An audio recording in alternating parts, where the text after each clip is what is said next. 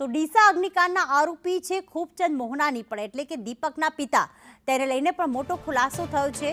ખૂબચંદે 10 વર્ષથી ફેક્ટરી શરૂ કર્યાનો ખુલાસો થયો છે। 10 વર્ષ પહેલા દુકાન ખૂબચંદનો ભાઈ ચલાવતો હતો। શરૂઆતમાં ગાંધી ચોકના નાના પાયે ધંધો શરૂ કર્યો હતો।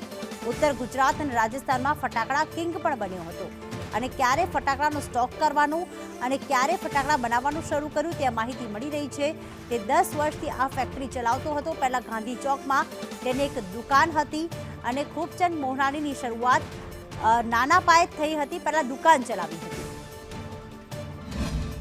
ડીસાના જીઆઈડીસીમાં ગેરકાયદેસર ફટાકડાની ફેક્ટરી ચલાવનાર દીપક મોહનાની તેમજ ખૂબચંદ મોહનાની શરૂઆત આ દુકાનથી થઈ હતી। તેઓ 10 વર્ષ અગાઉ આ દુકાન બંધ કરી અને તેઓએ પોતાની ફેક્ટરી શરૂ કરી હતી અને તે જીઆઈડીસીની અંદર ફટાકડા બનાવવાનું કામ શરૂ કર્યું હતું।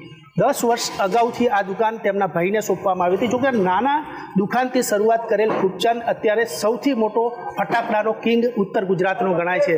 શરૂઆત અહીંયાથી કરી હતી। વર્ષો અગાઉ આ નાની દુકાનની અંદર પોતાનો વેપાર શરૂ કર્યો હતો, ફટાકડા વેચવાનું એને કામ શરૂ કર્યું હતું। ત્યારબાદ ધીરે ધીરે તે ફટાકડા બનાવવાની ફેક્ટરી શરૂ કરી હતી અને હાલમાં તે ઉત્તર ગુજરાત સહિત દક્ષિણ રાજસ્થાનનો સૌથી મોટો ફટાકડાનો કિંગ ગણાઈ રહ્યો હતો।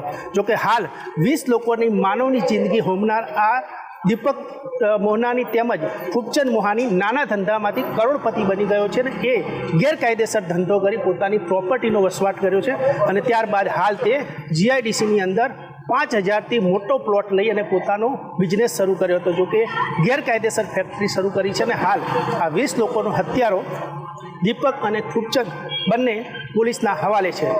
પરેશ સુંદેસા, સંદેશ ન્યૂઝ, ડીસા।